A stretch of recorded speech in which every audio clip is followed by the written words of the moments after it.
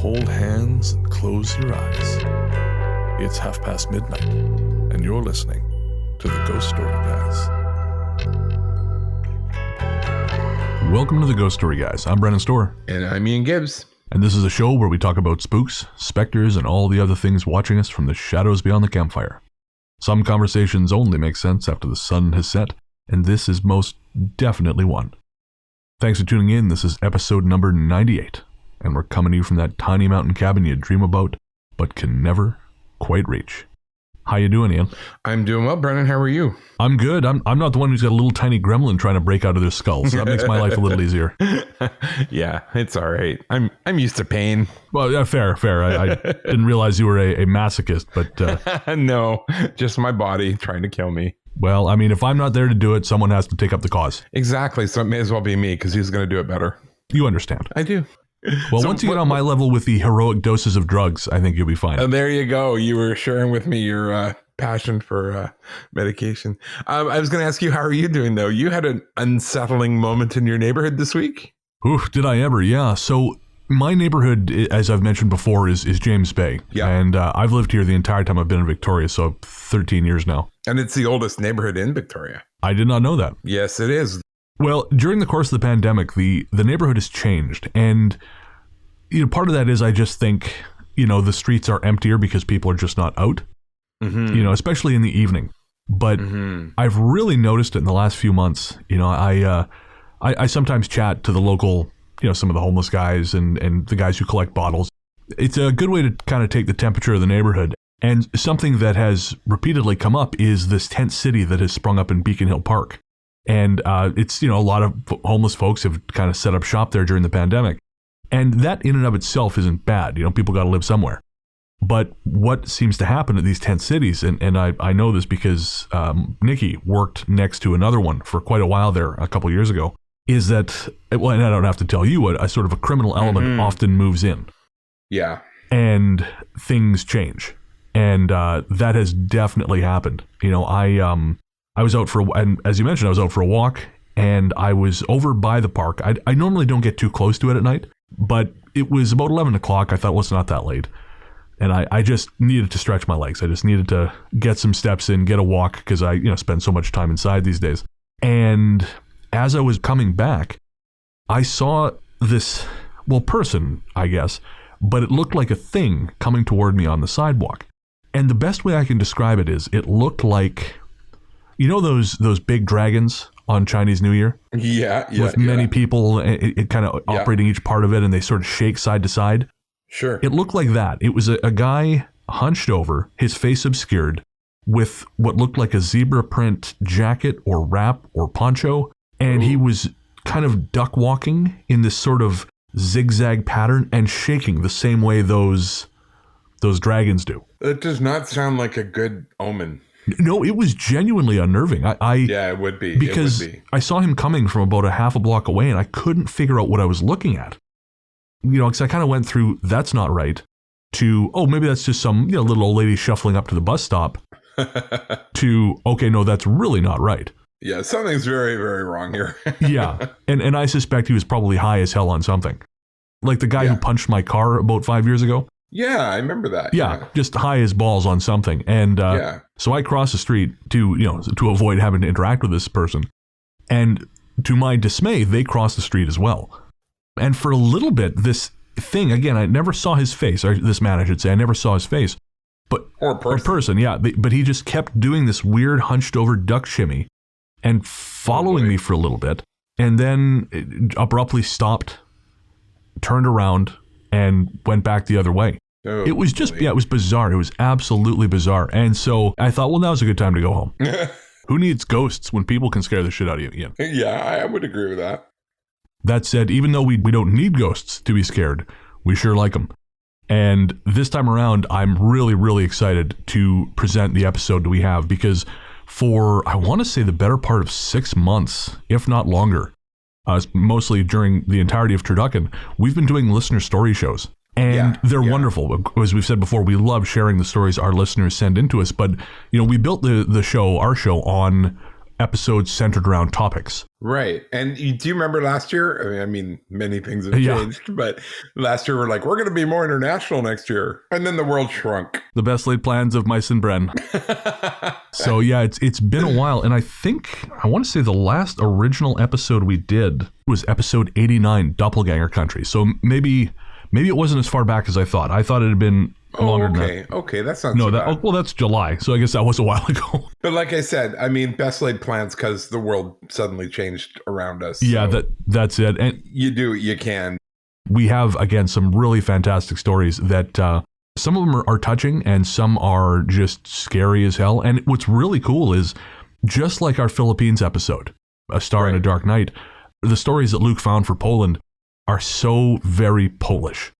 You know, they bear a really strong sort of, most of them at least, a very strong cultural tie. You know, they're connected to the country's history. They're connected to its forests, which I didn't realize were such a part of their national identity. But there's some really great stuff, and I'm really looking forward to sharing it. No, that's awesome. I'm looking forward to reading them. So we're going to take a quick break, and we'll be right back with The Haunting of Poland.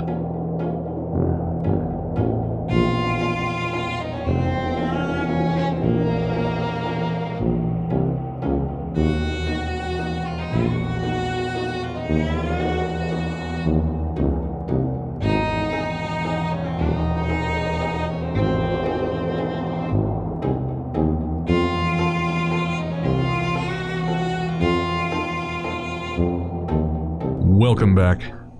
As we said before the break, on this episode, we are going to be telling the stories about the haunting of Poland. Mm-hmm. And as I learned, Poland is really freaking haunted. Yeah.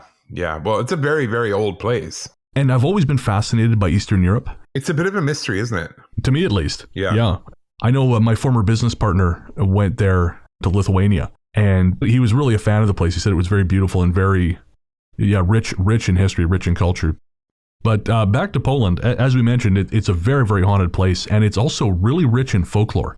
For this one, I'll fully admit I leaned on Luke for this, because doing his Luke-lore podcast now, which you can download everywhere podcasts are found, his most recent one, Lancashire is Haunted, and now so are you. Oh, that was just released, and I know our patrons just got his most recent one, The Green Knight and Other Tales from the Highlands. Oh, okay. Which, if you're a patron, you get 30 days early at patreon.com/ghoststoryguys. Oh, what was that? At Patreon, you say? Patreon.com/ghoststoryguys. That's awesome. But now that we're done shilling the Patreon, Luke sent over some really interesting Slavic folklore, and I just want to share a couple little things. Mm-hmm. And these will be, I believe, from upcoming Luke lores. One of them was the Vampesh. And now you're going to hear us struggle a lot with Polish words in this episode. Because neither of us are Polish. Yep. Literally the closest I've come to Poland is parts of Chicago. Oh, I had a pierogi once. Oh, there you go. I'm sure he was very nice. That's a pierogi. I don't think we can call them that, Ian. Oh, my God. According to Luke, Poland has the legends of the Vampesh. And that is basically the living dead, vampires, essentially. Sure, yeah. Legend says you can find them any number of ways, physical deformities like curved spine, or being born with teeth, or having an animal jump over your fresh grave. I mean, oh, jeez. I don't know. I know people with bad backs, and they're not vampires. They're just in pain. Come on, guys. But what's really interesting is how they stop them from coming back, just in case that happens to be on your to-do list. One way is to pile up rocks on top of the grave, which, seems pretty simple, pretty basic. If we were shopping for coffins, that'd be the pine box of vampire prevention. Right. But the Cadillac of coffins for preventing the dead from rising, and this is probably one of my favorite things ever, because there are things like stuffing their mouths with rocks or burying them face down to confuse them. Sure, that's great. But I like the sickle trap. Oh, that sounds bad.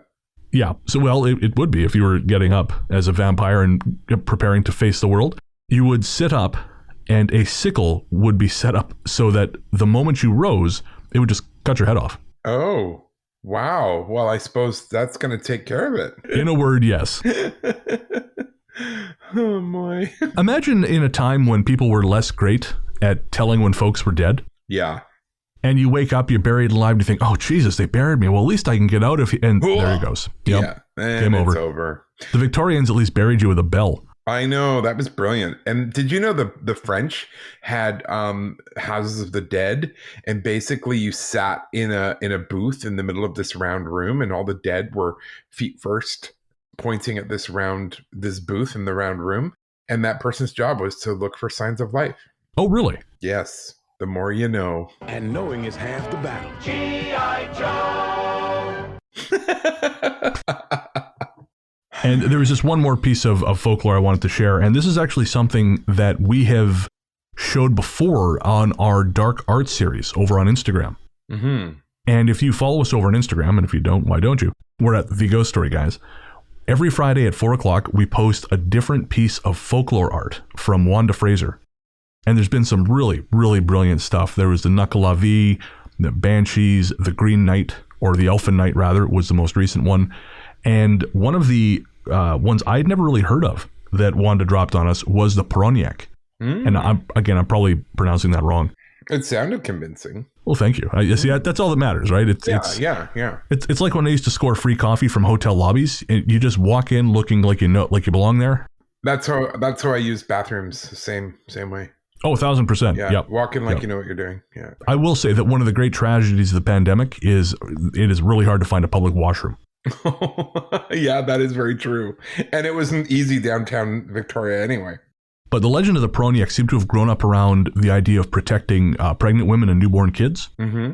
Because the way the Poroniak works is, as Luke puts it here, should tragedy befall a baby at any point before the 6-week mark of personhood, including before birth, and their body is not properly disposed of, then a dark and spiteful creature can result.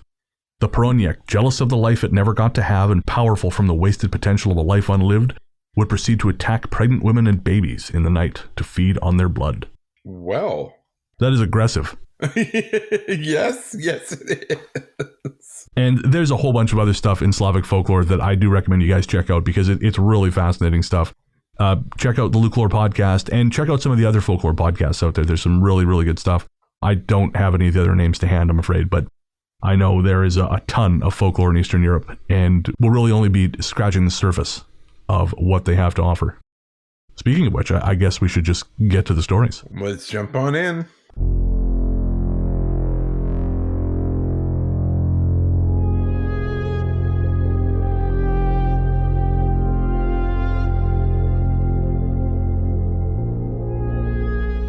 Our first story is called Scars. As many of you know, Poland suffered greatly during the Second World War. The Nazi bombardment began on the 1st of September 1939, and by the 27th of the same month, Warsaw fell.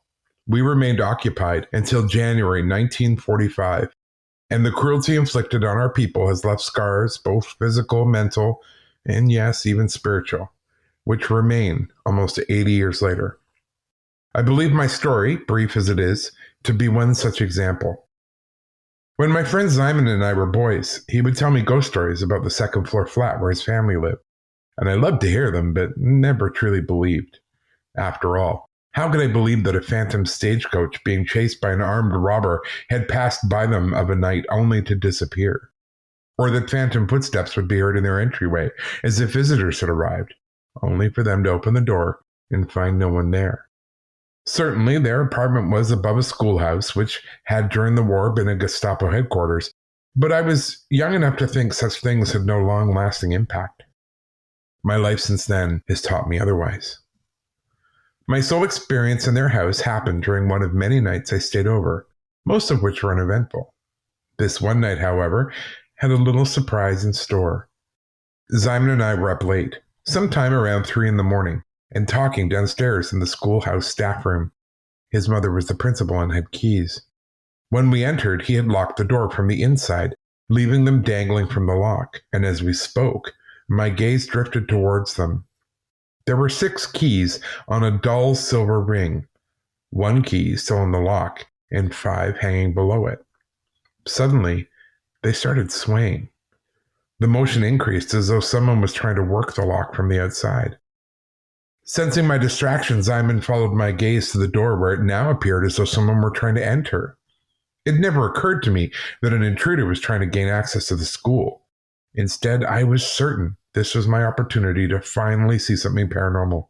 And so I leapt to my feet and raced to the door. The moment I reached it, the shaking stopped. And when we pushed it open, the darkened hallway outside was empty. No one was there, nor could they have been. Yet as we stood there, 3 rapid knocks came from just out of sight. We never determined what it was, but the experiences I have had since then have taught me that events can leave a stain on a place. And I believe the presence of the Gestapo in that little schoolhouse and the crimes they committed left a mark that will never fade, at least not in my lifetime. So I realize the storied history of Poland is going to make it really difficult to make jokes about certain things on the show. I do agree with his theory, though, about that sort of thing leaving a stain on a place 100%. Oh, absolutely. I mean, it seems like that place may have had some activity even before the occupation, but certainly, yeah, I think you're right. I think that, and having that kind of negativity in a place can absolutely kind of fracture it and leave... Well, and that kind of negativity and yet that pull between, good and evil almost, where... what a place of high tension for that, where people were inflicting horrible things on a group of people that had done nothing wrong. I can't imagine it not leaving a mark, No, that's it. And yet again, I find myself wanting to say, well, at least this is in the past. However. Yeah, I know. Cough. Yeah. Cough. Look away awkwardly. Circumstances keep testing me, Ian. I know. I hear you. Possession. This happened during a sleepover at my friend Angelica's house during summer a few years ago. It's going to sound like a made-up story, but it's not.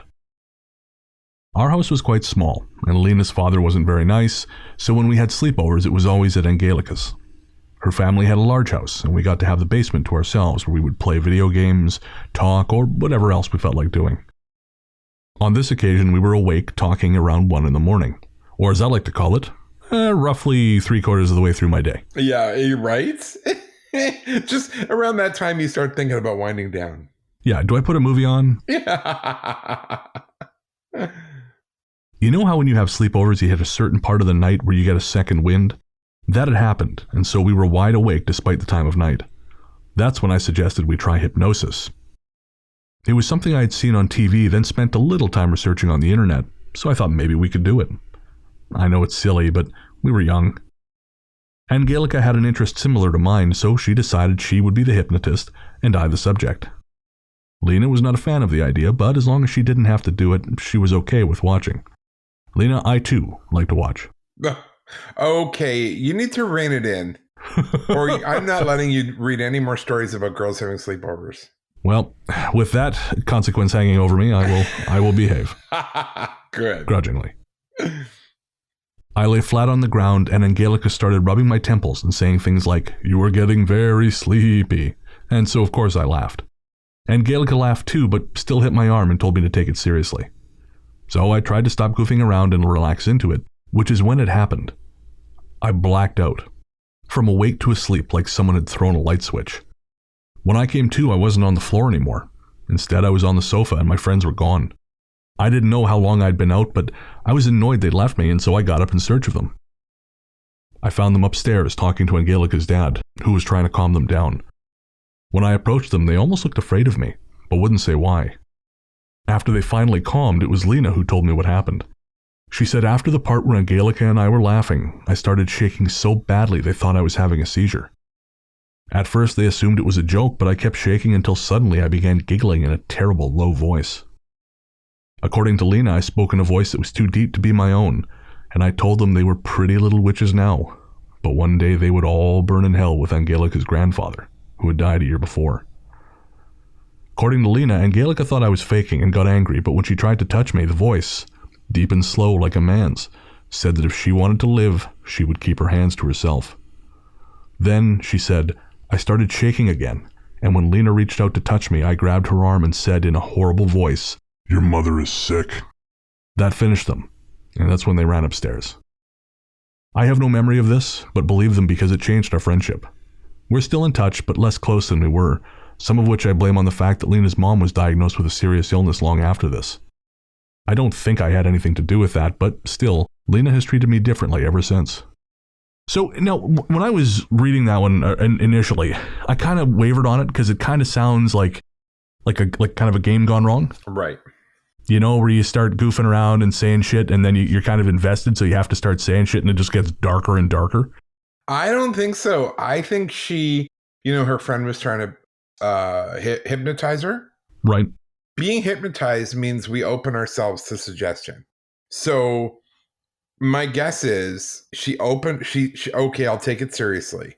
Right. She relaxed. She opened herself up, and something that was probably there already saw it as an opportunity to just jump right in. Oh, okay. Interesting. Yeah. You make a good point, because I think we tend to get up in our heads about this idea there has to be so much ritual to this stuff. Right. This one weird trick will make shamans hate you. Yeah, right. You don't think you can access any of this stuff without a bunch of preamble, but I guess if it's just as simple as getting yourself into the right headspace and relaxing into it. Well, and as we've talked before, if you're really depressed or you're really down, I think things can take advantage of that because your defenses are lower. And in this case, she deliberately lowered her defenses, like 100%.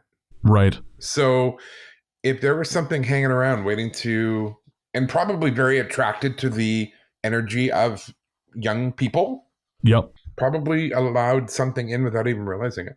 Fuck, that's a terrifying thought, man. It really is. It really is. And it won't do good things for the hypnotherapy industry.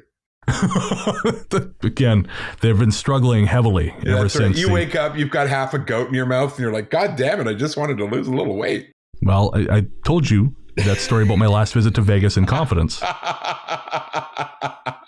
We're just going to have to cut all of this now. The white wardrobe. For most of my childhood, the basement in our house was always a little strange. But my dad always told me that's just the way basements are, and I believed him. Our house was unremarkable. A townhome in a relatively modern complex in Wrocław, Poland, where the four of us, Mom, Dad, my older brother Joseph, and I lived comfortably. We were not a religious family, and apart from witches, something Joseph liked to threaten me with if I was being bad, I knew nothing about hauntings, ghosts, or certainly shadow people. That all changed one day when I went down to the basement to snoop in Joseph's room. Well, it wasn't snooping exactly. He had a collection of comic books, and one day when he was out with friends, I decided I wanted to read one of them. As I've said, his room was in the basement, and to get there, you descended the steps, which ended at a white wardrobe. Then turned left down the hallway, and then left again into the first door. The basement lights were at the bottom of the steps, so you were always walking down into darkness, with only the lights behind you to light the way. And so eventually you got used to seeing your own shadow projected onto the white wardrobe. When I first descended the stairs on this particular day, my shadow was what I thought I was looking at against the bright white of the wardrobe, but it wasn't. Instead, the shadow in front of me was that of a full-grown man and moved independently of me. At first I was shocked and wondered if I was imagining it, but no. When I moved, my shadow moved, but this man's did not. At this point, it was almost as though it noticed me, and instantly it broke into a run, darting into my brother's room. The sudden movement terrified me, and I immediately bolted back up the stairs to my room, and it was weeks before I could go back to the basement, even with someone else. So now I know we promised to stay away from politics in the show, but this has to be said. And in fact, really, this is going to sort of form the next stage of my life. I am declaring open war on basements. No more will we be subject to the tyranny of being underground. It's not happening. Oh, and that place, my new place that I just got, guess what? Windowless basement. Cool. Well, I look forward to coming to your socially distanced, funeral. They won't know where your body is, but you and I both know it'll be somewhere deep in the hell pits beneath your new home. Well, the funny part was all the other places we looked at had walkout basements or a window. And so I just assumed. And the realtor's like, no, this one doesn't even have a window. Perfect. I would like to choose the one which has an experience closest to being dead. That's right. Do you have something tomb-like? I see tombs, a lot of granite. Yeah. I'm feeling very Pharaoh-y. Yeah. going through an Egyptian phase? Can we simply wrap me in the earth so that I may never return? I should have been like, can you show me something where the sunlight cannot reach? Yeah, that's right. See how she felt about that. With sufficient room to fit a box full of dirt from my homeland. Yes, but don't ask me for why. you would be Red Lobster, I guess. Right from the parking lot. Just bury me in Red Lobster garbage. Yeah. Why does it smell like garlic and cheesy biscuits? And really, really old lobster. Man, I miss Red Lobster, Ian. I don't know why they're suddenly popping up on my feed, but they are showing me the cruelest pictures. Oh, of course. Oh, it's breaking my heart. And yes, I do know you can buy the Red Lobster biscuit mix. I have seen it, but I got to tell you, it's not the same. No, it's true. It's not the same. No, it's like when you would buy like an Easy Bake Oven or one of those little Slurpee makers, or those. They had a treat thing you could get from Dairy Queen, and you mix up the mixes. And no, it's not the same. We're kids. We're not stupid. No, that's it. Even as adults, I was walking past someone's house the other day, and they had what looked like a full-size La Mazzocco, I think it is, espresso bar. Oh, yeah. And those things are several $1,000s. Oh, yeah. And this guy was in there pulling shots, and I thought, no, you're not fooling anyone, buddy. It's never going to taste the same as when someone else makes it for you. Exactly. You can sit in there. Dinner, right? Exactly. Yeah. It's just better when someone else makes it. I remember fondly, the first time I had endless shrimp at Red Lobster. Oh. I think it was in, I want to say Idaho or somewhere like that. And I went in there and they told me it was endless shrimp. And I said, so what exactly does that mean? And they said, oh, well. I need to know the parameters here. Yeah. Let's hash this out before I'm disappointed here. Can we bring you a salad? What am I, a fool? Take your greens away from me. You're just trying to take up room that otherwise would have been occupied by shrimp. 100%. But oh my God, that moment, there are a handful of moments in my life that I will remember until my consciousness finally blinks out. My wedding day, the time I saw the Pogues in Belfast, and that night with the endless shrimp. In Idaho. I had a spiritual experience that night. Was it spiritual or was it more of some kind of overwhelming coma or some kind? I'd like to think it was all of those things. Okay. This is what binds us. The brotherhood of the lobster. The brotherhood of the claw. That's right. Cold. My story takes place at Christmas in the forest outside of Bydgoszcz, Poland. I was in the area to spend holidays with my family, and on that particular day nothing much was happening around the house, so a walk in the country seemed like just a thing. It was around 3 or 4 p.m. and a cool but not cold 5 degrees. The clouds hung low in the sky as I entered the forest, and very quickly I lost sight of it entirely, the canopy of trees blocking my view. Living in the city, you become disconnected from the experience of the forest, and returning to it, to the greenery and the birdsong, I felt my stress levels drop and a sense of calm begin to set in. Fool. Yeah, right? Yeah, no, that's how they get you. After I'd been walking for 20 or so minutes, the temperature dropped drastically, and I felt the cold bite into me. My breath, only slightly steaming before, was now fully visible. I checked the app on my phone, which maintained the temperature had not changed, but my chattering teeth disagreed. As I refreshed the weather app to see if the reading changed, I noticed something else. All the birdsong and other forest ambience had simply stopped, as if I'd been placed into a bell jar. Something was wrong, but I couldn't say exactly what. In defiance of my opinion, the temperature on my weather app stayed at 5 degrees, and in annoyance I shut off the screen. Now the black glass in my hand showed only my reflection, lit by a muted winter sunset, and a white figure immediately behind me. Startled, I jumped away and turned to get a better look at whoever it was, but there was no one there. My enthusiasm for the forest was extinguished, and I ran toward home. At one point during my homeward flight, I looked over my shoulder to see the figure again, calmly walking behind me. It appeared to be a young woman, in her late teens or early 20s, with medium-length curly hair and an out-of-style dress. Most distressingly, where her eyes should have been, there were only 2 dark holes. I ran faster. After exiting the forest, the temperature returned to normal, and by the time I got back to my parents' house, the whole thing seemed impossible, like a waking dream. Since then, I have replayed these events in my mind countless times, and I still have no explanation. I don't believe in ghosts, yet this happened. What did I see out there in the forest? I love when someone tells me, look, I don't believe in ghosts.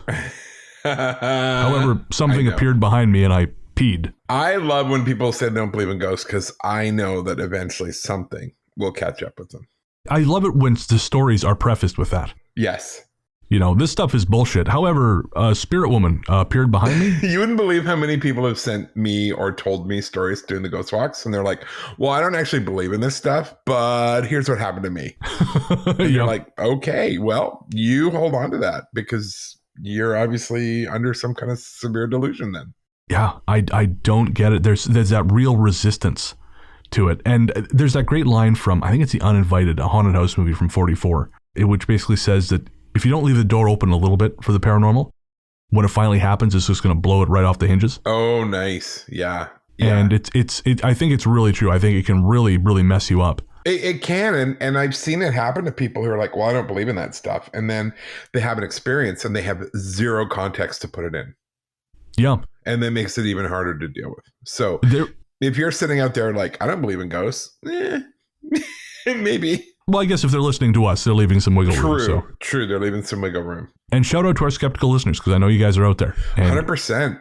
We see you and we appreciate you. Well, and you know, the weird thing is I'm a natural skeptic. Like, I was fascinated by ghost stories forever, but it wasn't until I lived in my own haunted house that I developed a little more, I guess I could use the word compassion for people. Okay, yep. You know, I think I was 23 and I'd had experiences, but the whole haunted house idea seemed, you know, maybe a little over the top. Although I had lived in a house with weirdness going on. Do you know what I mean? It's the weirdest thing mentally. Oh, yeah. The total cognitive dissonance. I agree completely. No, it's a much easier place for me to live in kind of this place of going, okay. Right? Yep.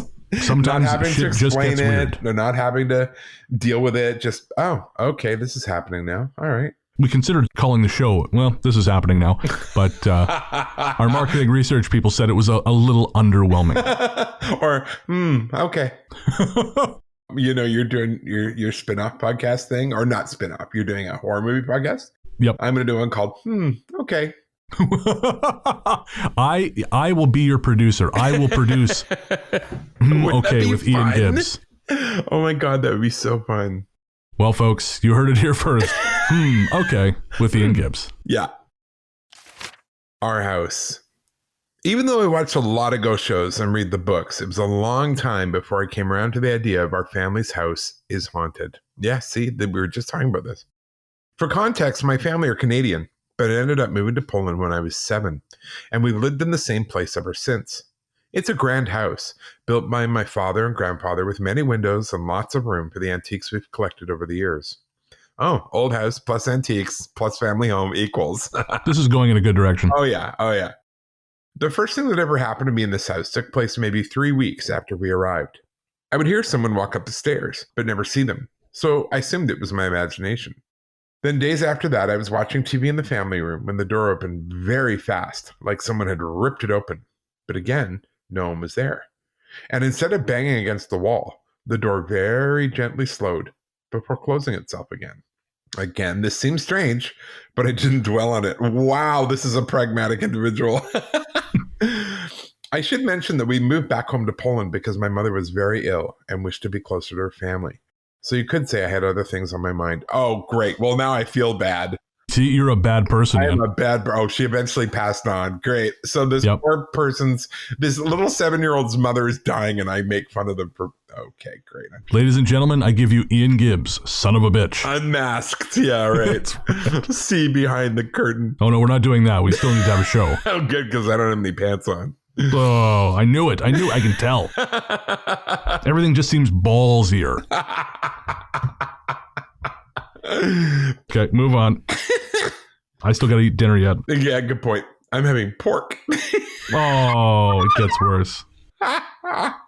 For a long time afterward, my only experiences were low-key in this way, until a night in my teens when I came home after a night out with friends. We hadn't been rowdy, drinking only 2 beers in a nearby bar while watching the football game. And when I came home, I was stone sober. I distinctly recall taking a shower before getting into bed.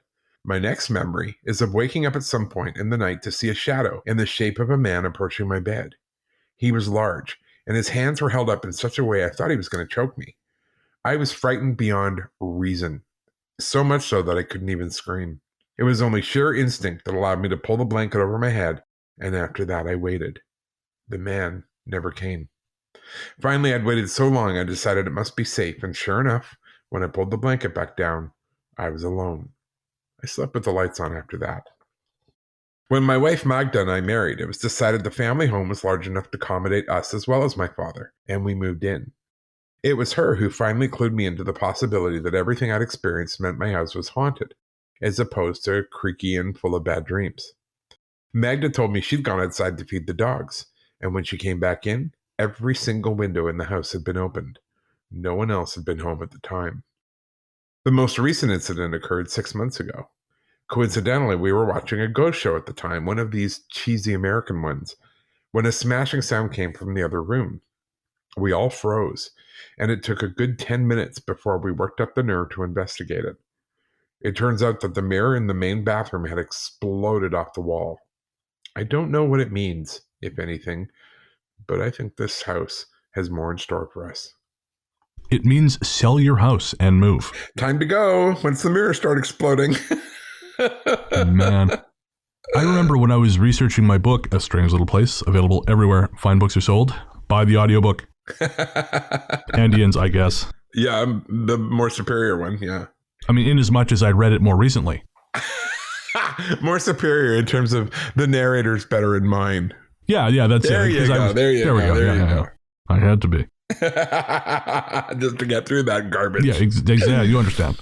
But I talked to these people who work in a local gym, and they kind of felt like something was going on there. And one of the things they specifically mentioned was one of the giant mirrors just popping off the wall. Yeah, that's not good.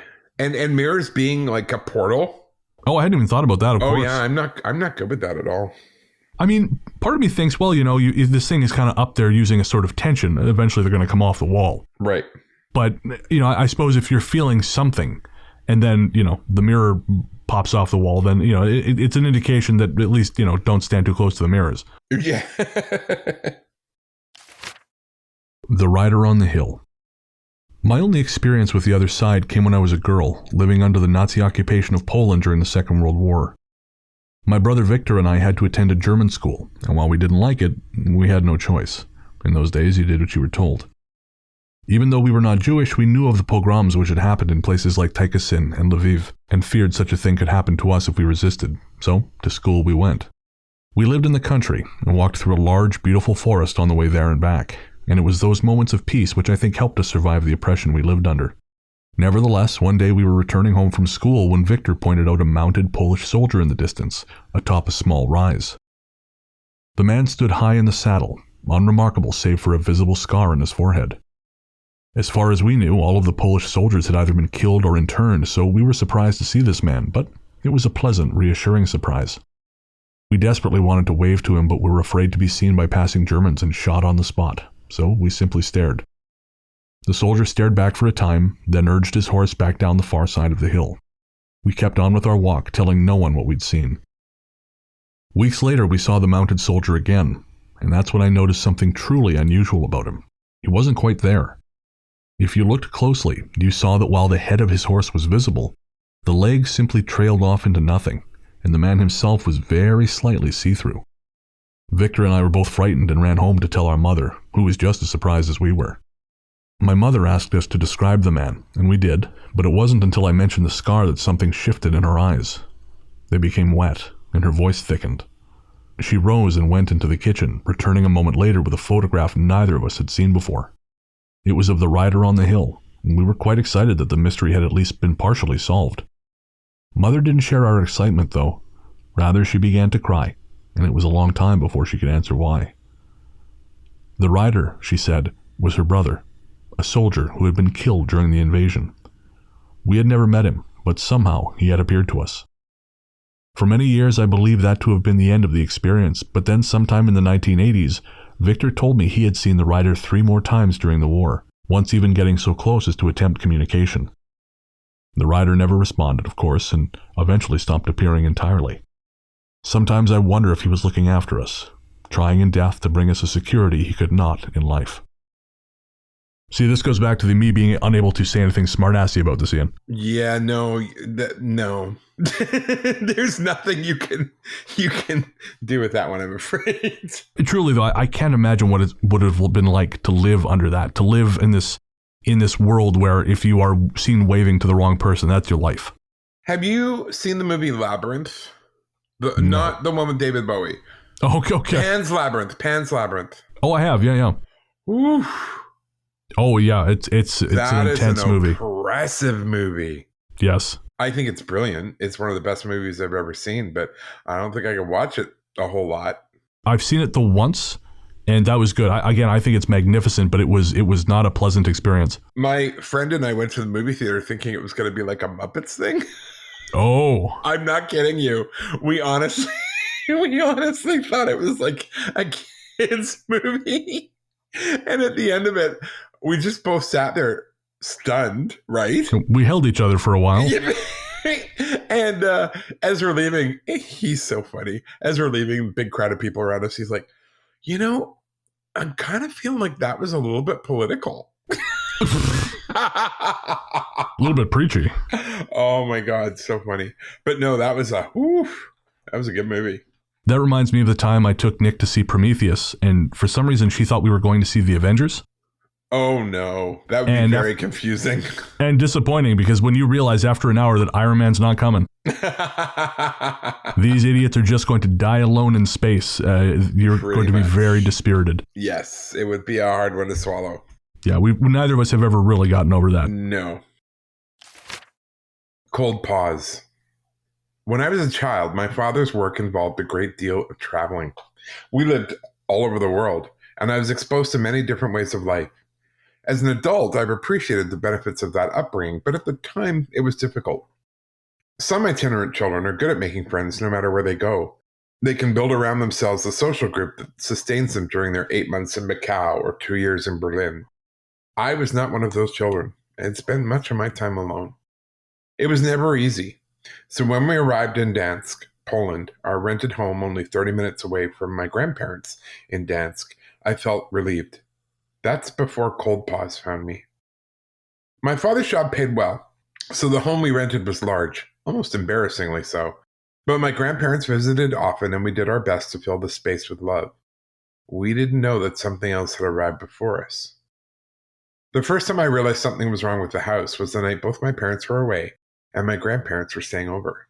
I'd been asleep for an hour, maybe 2, when I woke to find my great-grandmother, who I called Babka, sitting at the end of my bed, staring at something only she could see. Babka was alive, so my first thought was not ghost, but I did wonder how an invalid woman who could not climb stairs was suddenly silently sitting by my feet. I whispered to her, "Babka, are you all right?" She didn't respond. It was like she hadn't even heard me. Her silence unnerved me more than her sudden appearance, and I pulled the covers over my head. When I again had the courage to look, she was gone. The next morning at breakfast, I brought it up to my grandmother. "Busha," I said. Busha is an Americanized way of saying grandmother in Polish. Babka also means grandmother, but we used it only to refer to my great-grandmother. "Is Babka still here?" She gave me a look and said Babka was at home because she was infirm and couldn't travel. "She was here," I said. I woke up and she was sitting on my bed, except she wouldn't look at me or answer me. At that, Busha looked nervous and tried to laugh it off, but I could tell something was wrong. I never got an explanation. Cold pause was another thing entirely, and that was much worse because it touched me. It began on another night when my parents were out of town and my grandparents were taking care of me. I heard what sounded like paws on the hardwood floor outside my bedroom. We had no pets, so it was particularly out of place. Then the sound was in my room. At this point, I was laying on my chest and I froze in place, not knowing what to do.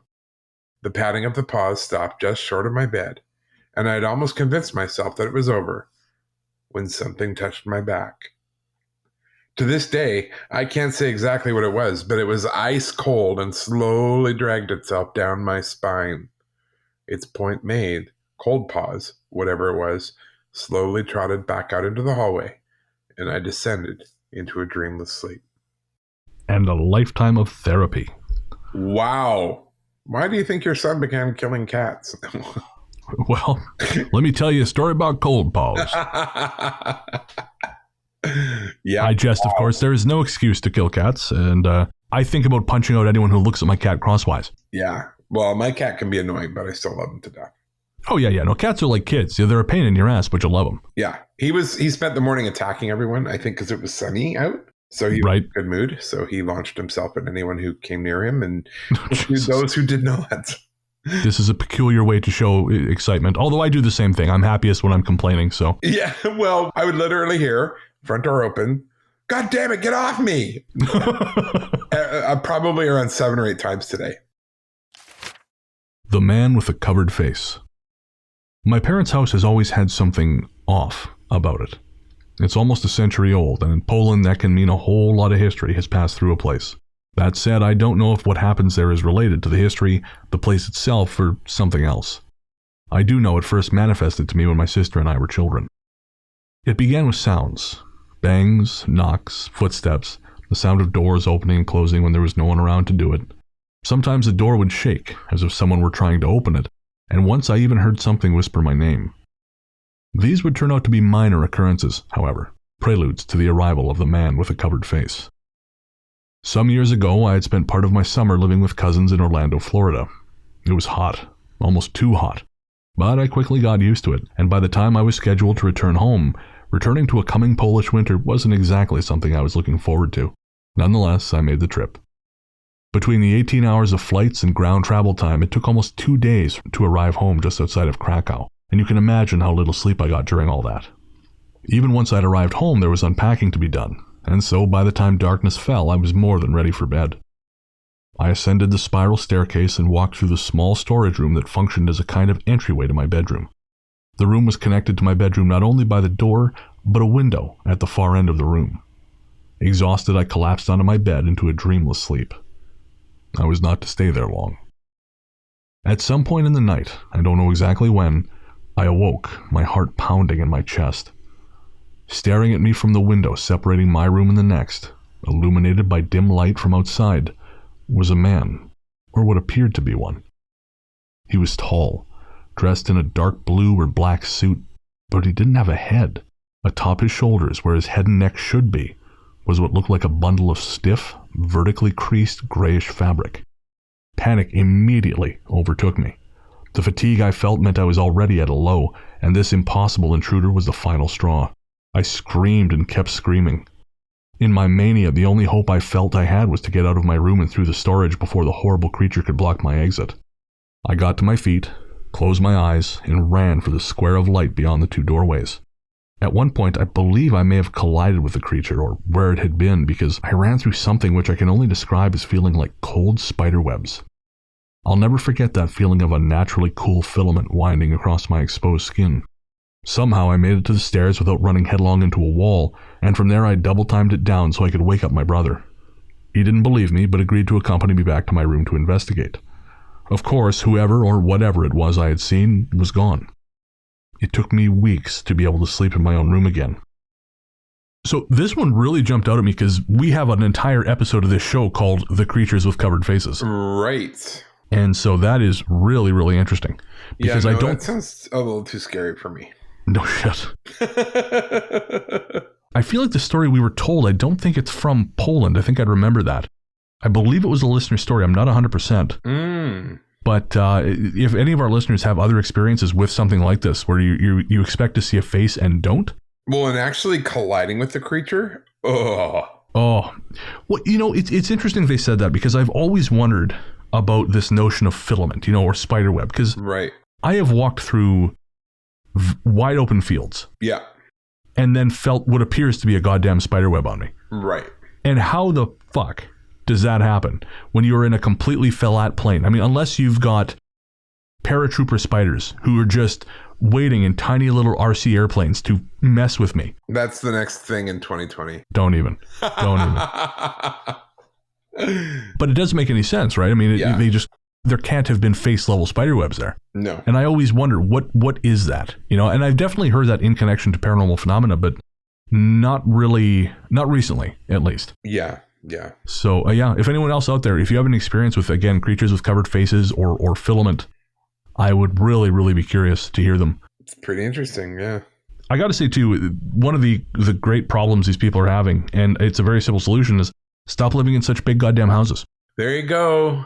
I mean, sure, my little 2-bedroom apartment, sometimes we have things move through, but I just feel like there are fewer places to hide. Like when I wake up in the night hunting through my apartment in my underpants, trying to find intruders, because I've heard a stray noise, generally, it doesn't take very long. They can only be in one of a handful of places. Yeah, I get that. But if you're living in Uncle Christoph's mansion on the hill, there's 1,000 dark corners where 1,000 different serial killers could be lurking. Well, and it's going to take you at least a week just to get through the servants' quarters. Yeah, exactly. That's just a recipe for disaster right there. Keep it small, folks. It's hard to haunt a bachelor apartment. Remember to forget. Though we no longer have the amount we once did, something like 30% of Poland is still covered by forest. In the Busky province, which is where I've spent my entire life, that rises to 50%. We Polish believe the country cannot survive without the forests, and that those forests hide mysteries we may never fully understand. Certainly this is true of the forests of my home, which share a border with eastern Germany and bear the collective weight, both physical and psychic, of the collective brutality that took place under their canopy. It was in that environment, among those ghosts, we found the bunker one hot, restless summer. There were 4 of us, myself, my boyfriend Peter, my friend Kalina, and her boyfriend Tomas, in Peter's car headed out into the woods so the boys could shoot their air rifles at cans. Oh boys. Ownership of pneumatic weapons was not allowed in Poland until 2001, and while I did not care for them, the boys were responsible in their handling of them, so I agreed to come on the trip. We found our way through the forest, the roads becoming more and more narrow, until we found a small concrete hilltop bunker, obviously left over from the war. The boys decided this was the ideal place from which to shoot, so we parked, the boys fetched their rifles, and we walked up the rise. From there, Peter and Tomas set up their cans, climbed up the bunker, and began to shoot. The concrete was cool despite the heat, so Kalina and I lit up cigarettes and leaned against it, looking out over the hillside. It was a normal day and a normal summer, and none of us was prepared for what was to come. When the boys got bored, they climbed down and we all headed back towards the car. Now, please understand, we'd never gone very far away from the car, maybe 10 meters. But as we approached it, we saw that somehow, without us hearing or seeing, bricks had been piled up against each wheel as high as the chassis. There is no way they could have been there when we arrived. It was like a wall had been growing around it while our backs were turned. We thought someone intended to rob us. What else could it be? So the boys brandished their rifles, but we didn't hear a sound, and no one came forward. We stood there in frozen silence until Kalina broke for the car and jumped inside. We all followed, locking the doors as Peter started the engine and put his foot down on the accelerator. The car's engine whined, but we did not move. The bricks were immobilizing us. Peter turned off the ignition and said we had to displace the stones if we were to move again. So Tomas, who was often as crazy as he was brave, took a deep breath, opened his door, and jumped out. He began kicking at the stone piles, the dull thumping sound louder than it should have been in the peculiar quiet. Eventually he shouted to Peter to try again, but the engine would not start. We were truly stuck. Thankfully, Kalina had a cell phone and was able to reach her brother, whose friend Jacob had a truck big enough to tow us back home.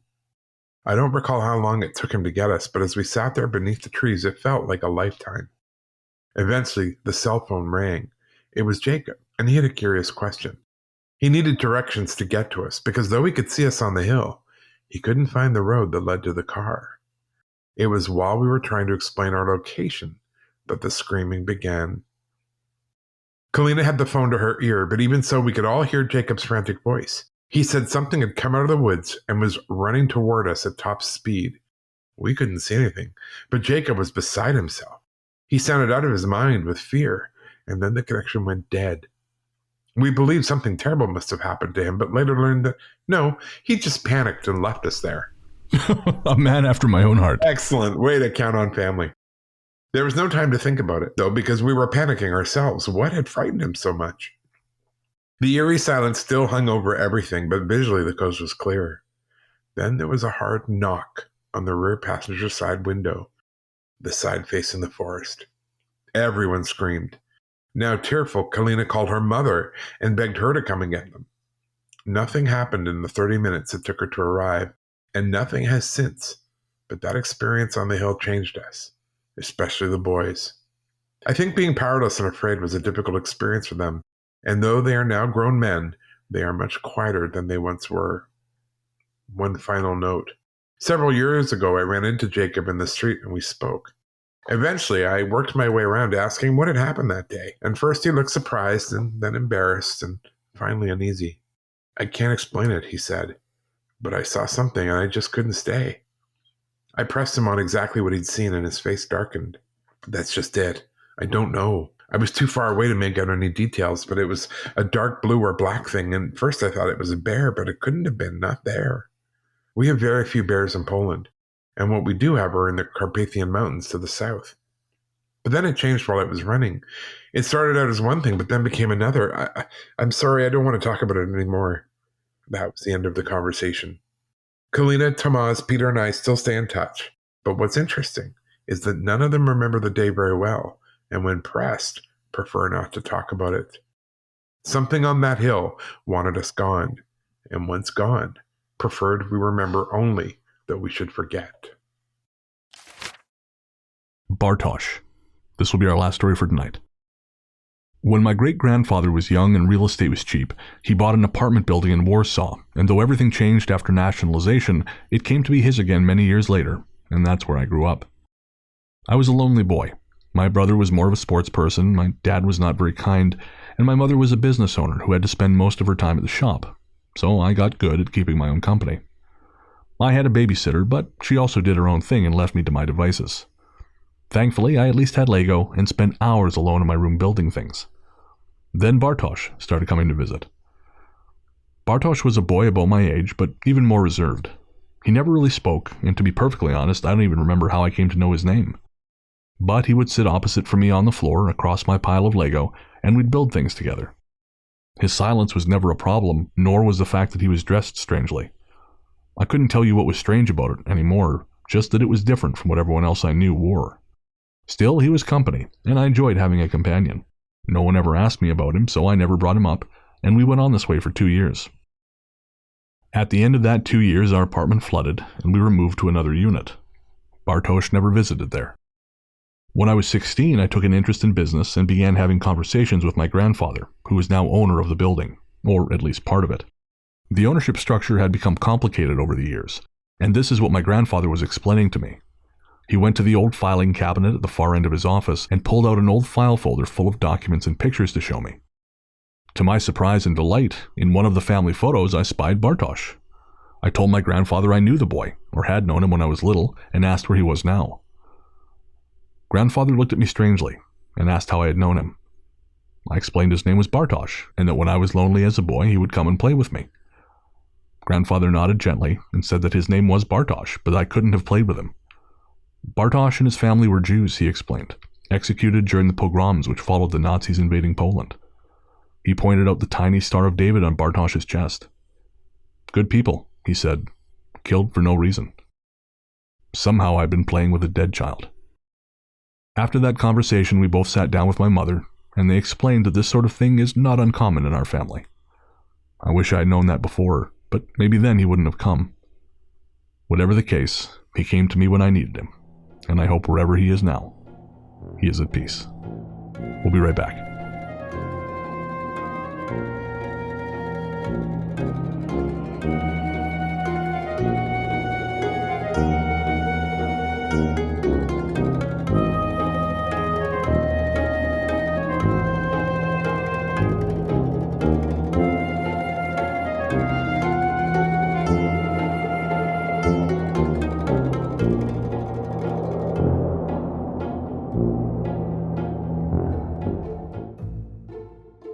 Hey everybody, Brennan here. Before we get to the patron shoutouts, I wanted to give shoutouts to a couple podcasts as well. The first one is from the team at Imaginary Comma, and that is the horror podcast 13. 13 is a storytelling podcast, and if you're a fan of what we did last year on A Very Scary Christmas, you'll like 13. They are well-acted and well-produced horror stories released every month on, yes, the 13th. If you want to give them a listen, they're everywhere you get your podcasts, or you can find them at 13podcast.com. The other show I want to bring to your attention tonight is one I've just discovered, and that is the Afro Tales podcast. Afro Tales is a one-man show, and that man is Amon Mazingo, who is a very talented storyteller who every week tells a different story from African folklore, and it's brilliant because he does all the voices himself, then follows the story up with a little breakdown of the themes in it, and he manages to do all of this in 15 to 20 minutes. And those of you who know me, you know I'm really, really big on short podcasts. I think you can get a hell of a lot more done sometimes with a 15 to 30 minute podcast than you can with 2 hours. I think there is a real value in having brief shows, and Amon just perfectly nails the format in this really easily digestible amount of time. Again, that's the Afro Tales podcast. You can check that out anywhere you get your podcasts, and both 13 and Afro Tales are also all over social media. Check them out. Welcome back. Thanks as always to the rest of the team, Luke Greensmith, Anthony Germaine, and Sarah Kent for their work on this and every episode. We couldn't do it without you guys. And it was great to finally go back into the Slack that Luke has spent all that time building.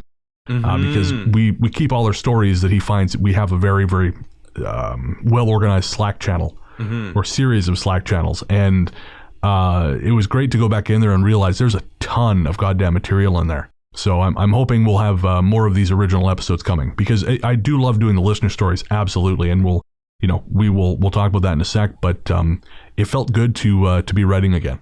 Good. I'm glad. All right. Next up, patron shoutouts. Of course, we'd like to thank all our patrons, but we'd especially like to thank our latest patrons. They are Ann Cooper, Marianne, Hannah Banana, Tammy Coviel, Haley Pearson Cox, Nishi Serrano, Joey, Jennifer McAlpin, Kate Lutz, Lauren, T. Stallard, Margaret Bernard, Joseph Camo. Thank you so much, everyone. Again, we can't tell you how much we appreciate it. You are the wind beneath our awful wings. Our leathery, featherless wings. Exactly. And we couldn't do it without you guys. You make the show possible, you pay our expenses, and you allow me a living, and that's incredible. Like, throughout this pandemic, I've had to worry much less about money and survival thanks to you guys. And that just, I can't tell you how much that means to both of us. So thank you so much. And if you want to join the team, head on over to patreon.com/ghoststoryguys. That's patreon.com/ghoststoryguys. We have tiers at the $1, $5, $10, $20, and $50 levels, and you get all kinds of cool stuff. There are digital rewards from our monthly live shows for $10 patrons and up, to bonus episodes, Cabin Fever, which is a monthly check-in where Ian and I just shoot the shit about all the stuff going on in our lives that doesn't fit into the main show anymore. There are periodic little digital rewards, like in October, I put together a little 10-minute audio drama based on some old blog posts of mine, and I'll probably be following that up again this month, so you'll get part 2. And so there's that and a whole bunch more. And then there's also physical rewards like stickers, magnets, art cards of my knit photography, and of course, Ian's smash hit Christian country album, Aware of Wonder. You don't actually get a physical copy of that. Those are high quality digital downloads, but I like finishing with it, so you got a deal. But that's obviously the high point of the Patreon. Oh, that's very disappointing, man. Disagree. But you can find all of that at patreon.com/ghoststoryguys. And if you want to send a one-time donation, you totally can. And if you're not comfortable with Patreon, or you just don't think that you'll be able to support on a monthly basis, you can absolutely send a one-time donation via PayPal at paypal.me/ghoststoryguys, or just by sending it to our email at ghoststoryguys@gmail.com. And this time around, we'd like to thank Aaron Wells, who sent us something via PayPal. Aaron, thank you so much. Also, Aaron actually sent me a print of one of her paintings, and I just love it. Very cool. Yeah, I'd commented on it on Instagram when I saw it months and months ago, like back when she was kind of doing the preliminary sketch. Right. And when it was finished, she said, well, I'd love to send you a print, and she did, and it's very cool. It's really cool. Yeah, it's based on the work of Ray Bradbury. Right. She has a few things like that, and I was a big Ray Bradbury fan as a kid. Yeah. So if you want to check out her stuff, she's on Instagram as ES Wells Artist. And that's probably the best place to see her stuff. And again, that's Erin S. Wells. She's on Instagram as ES Wells Artist. So check her out. And thank you again, Erin. If you want to get in touch, you want to send us a story or a comment, question, or gentle criticism, you can send it to us at ghoststoryguys@gmail.com. We're also on social media. We're on Facebook at facebook.com/ghoststoryguys, Twitter at twitter.com/ghoststoryguys, and we have a pretty banging Instagram account at instagram.com/theghoststoryguys. But if you want to send us a story, email is still the best way to do it. If you send it via DM, there's a very good chance it'll get lost. But if you don't feel like typing, you can always call the Ghost Line. There's something strange in your neighborhood. Who you gonna call? Ghost line. Call 1-888-588-6920. Thanks again to our listener Amber Pease for her Ghost Line jingle. Again, that's 1-888-588-6920. That's toll-free anywhere in North America. And you can just leave us your story or your comment as one or a series of voicemails. It times out after 3 minutes, but feel free to call back as much as you like. And we play those calls on our mini shows, which we release every week. Or I should say every week opposite this show. So 1 week is a main show, the next week is a mini show. And that is when we share the Ghost Line calls. If you're international, but you still want to send us in something to be played on the show, you totally can. You don't have to call the Ghost Line. Just use the voice app on your phone and email it to us at ghoststoryguys@gmail.com with the subject heading Ghost Line. Finally, if you don't want to call, you don't feel like talking, you just want to text, you can also do that. We're at 925-553-4789. Send us pictures, links, whatever you like, and we will read those messages as well on the mini shows. Those numbers again are 1-888-588-6920 and 925-553-4789. The second number, the text number, that is a U.S. number. So if you are outside the U.S., you may face international texting charges depending on your carrier. Just a heads up on that. I love playing those Ghost Line calls. They're very interesting. Yeah, we had some great stories on the most recent one, and some really lovely messages we get too, which I always put in the show because you guys took the time to call us, but I always feel a little awkward. It always feels a little self-congratulatory. But anyways, again, we look forward to hearing from you. Don't forget to check out our spot on the Booze and Bourbon podcast. You can get that anywhere you get your shows. And we had a ton of fun talking to Kim and Jen. We always like chatting to those guys. They had us chatting about the Fae folk. And we were respectful and things went okay. Yeah, and I'm not talking anymore about it. No, but it was fun chatting to them. If you want to find any of our other past interviews, head to ghoststoryguys.com and we have links to almost everything, at least recently there. Just scroll down through the list of posts and there are links to my recent interview with the Capital Daily podcast, Ian's interview on CKNW, and pretty much anywhere else we've turned up, you'll find a link there. If you want to pick up some Ghost Story Guys merch, head on over to our website, again, ghoststoryguys.com. There you'll find links to our TeePublic and Redbubble stores. From there, you can order any number of crazy things. We've got t-shirts, mugs, stickers, magnets, all that good stuff. You'll also find a link there to our Big Cartel store, and that's where you buy things like signed copies of our books, or Steve the Cheese Demon stickers, photo cards of my night photography. We're actually just restocking that store. We're almost out of a lot of stuff. So that's good. Yeah, it's great. So we're restocking that. And again, that's ghoststoryguys.bigcartel.com or follow the links at ghoststoryguys.com. Don't forget to rate and review the show. We do appreciate that. And you can do that anywhere. You can leave a podcast review. I know most people do it on iTunes, which we very much appreciate. But if there is somewhere else you can review a podcast, we would appreciate you doing that. Helps bump our visibility and bring more people to the show. Our theme song, Radio, Into the Darkness We Go, is composed and performed by Peter of Podzontommusic. You can find more from him by searching for Podzontommusic wherever you stream your tunes. Our story's theme is The Future Belongs to Them Now by Hexxagram. Find more from them, of course, by looking for Hexxagram everywhere you stream your music. That's Hexxagram with 2 X's, not 3. And if you look on the Ghost Story Guys YouTube channel or Instagram, I recently cut together a clip video for Hexxagram for their latest track, One Good Scare. And so if you've ever thought to yourself, I want to see Ultraman fight the demon from Fantasia while guitars wail in the background, my friends, I have the video for you. All of the music and sound effects on this show are provided courtesy of Epidemic Sound. If you're looking for PodSafe music or sound effects for your next project, head on over to epidemicsound.com to check them out. And I guess that's going to do it. I think so. We'll be back next week with our mini show, and until then, into the darkness we go.